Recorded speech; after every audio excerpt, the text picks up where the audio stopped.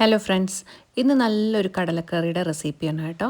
ഒരുപാട് കടലക്കറിയുടെ റെസിപ്പി നമ്മൾ ട്രൈ ചെയ്ത് നോക്കുന്നുണ്ട്. പക്ഷേ ഞാൻ ഇതുവരെ ട്രൈ ചെയ്തതിൽ ഏറ്റവും ബെസ്റ്റ് കടലക്കറിയാണിത്. പ്രിപ്പറേഷൻ എങ്ങനെയാണെന്നുള്ളത് നമുക്ക് നോക്കാം. ഇതിനായിട്ട് രാത്രി കുതിർത്തിട്ടുള്ള കടലയാണിത്. ഇത് നല്ലപോലെ കഴുകിയിട്ടാണ് വെള്ളത്തിലിട്ടിട്ടുള്ളത്. ആദ്യം തന്നെ നമുക്ക് കടല ഒന്ന് വേവിച്ചെടുക്കാം. അതിനായിട്ട് കുക്കറിലേക്ക് ഈ കടല മാറ്റിയതിന് ശേഷം നമ്മൾ കുതിർത്ത് വെച്ചിട്ടുള്ള ആ വെള്ളം തന്നെ ഇതിലേക്ക് ഒഴിക്കുകയാണ്. കടലയുടെ ഒപ്പം തന്നെ നിൽക്കുന്ന വിധത്തിലാണ് വെള്ളം ഒഴിച്ചിട്ടുള്ളത്. ഇതിലേക്ക് 1/2 ടീസ്പൂൺ ഉപ്പും 1/2 ടീസ്പൂൺ മഞ്ഞൾപ്പൊടിയും ചേർത്തിട്ട് കുക്കർ അടച്ച് ഒരു 5 വിസിൽ വരുന്നത് വരെ വേവിച്ചെടുക്കുകയാണ്. കടല നല്ലപോലെ വെന്ത് വന്നിട്ടുണ്ട്. ഇനി നമുക്കിതിലേക്ക് ആവശ്യമായിട്ടുള്ള അരപ്പ് തയ്യാറാക്കാനായിട്ട് നാളികേരം വറുത്തെടുക്കാം.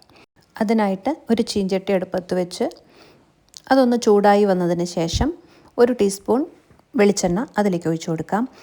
ഒരു 1/4 ടീസ്പൂൺ പെരിഞ്ജീരകം ഇട്ടിട്ട് ആദ്യം ഒന്ന് പൊട്ടിച്ചെടുക്കാം. അതിലേക്ക് അരമുറി നാളികേരം ചിരകിയത് ചേർത്ത് കൊടുക്കുകയാണ്. നാളികേരം ഒരു ബ്രൗൺ ഷെയ്ഡിലേക്ക് വരുമ്പോൾ അതിലേക്ക് 1 ടീസ്പൂൺ മുളക് പൊടിയും 1 ടീസ്പൂൺ മല്ലിപ്പൊടിയും കൂടെ ചേർത്ത് നന്നായി ഇളക്കി യോജിപ്പിക്കുക. പൊടികൾ ചേർത്ത് കൊടുക്കുന്ന സമയത്ത് എപ്പോഴും ലോ ഫ്ലെയിമിലിട്ടാൽ മതി.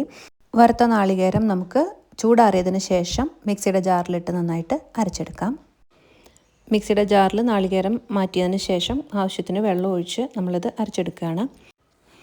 ഇത് ഏകദേശം അരഞ്ഞു വന്നു കഴിഞ്ഞാൽ ഇതിലേക്ക് വേവിച്ച് വെച്ചിരിക്കുന്ന കടലയിൽ നിന്ന് കുറച്ചെടുത്തിട്ട് ചേർത്ത് കൊടുക്കാം. അതിലേക്ക് ആവശ്യത്തിന് വെള്ളം കൂടെ ചേർത്ത് ഒന്നുകൂടെ ഒന്ന് നന്നായി അരച്ച് നമ്മൾ കുക്കറിലേക്ക് ഒഴിച്ചു കൊടുക്കുകയാണ്. ഈ മിക്സ്, ഈ അരപ്പ് ഇതിലേക്ക് നന്നായി യോജിപ്പിച്ചെടുക്കുകയാണ്. ഇനി ഒരു കടായി എടുത്ത് അതിലേക്ക് ആവശ്യത്തിന് വെളിച്ചെണ്ണ ഒഴിക്കുക. വെളിച്ചെണ്ണ നന്നായി ചൂടായി കഴിഞ്ഞാൽ കുറച്ച് കടുക് ഇട്ടിട്ട് ഒന്ന് പൊട്ടിച്ചെടുക്കണം. 2 വറ്റൽമുളക് ചേർത്ത് കൊടുക്കാം. 2 തണ്ട് കറിവേപ്പിലയും കൂടി ഇതിലേക്ക് ചേർത്ത് കൊടുക്കാം.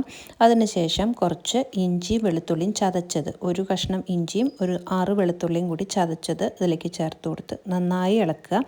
അതിൻ്റെ ഒരു പച്ചമണം മാറിക്കഴിഞ്ഞാൽ ഒരു സബോള നല്ലപോലെ നീളനെ അരിഞ്ഞത് ചേർത്ത് കൊടുക്കുന്നുണ്ട്.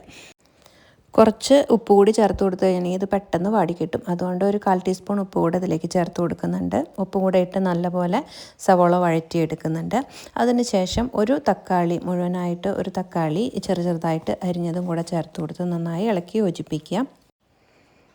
തക്കാളി കൂടി നന്നായിട്ട് വെന്ത് വന്നു കഴിഞ്ഞാൽ നമുക്ക് കുക്കറിൽ നമ്മൾ മിക്സ് ചെയ്ത് വെച്ചിട്ടുള്ള കടല ചേർത്ത് കൊടുക്കാം. നല്ലപോലെ ഒന്ന് തിളച്ച് വന്നു കഴിഞ്ഞിട്ടുണ്ടെങ്കിൽ പാകത്തിന് ഉപ്പിട്ട് കൊടുക്കാം.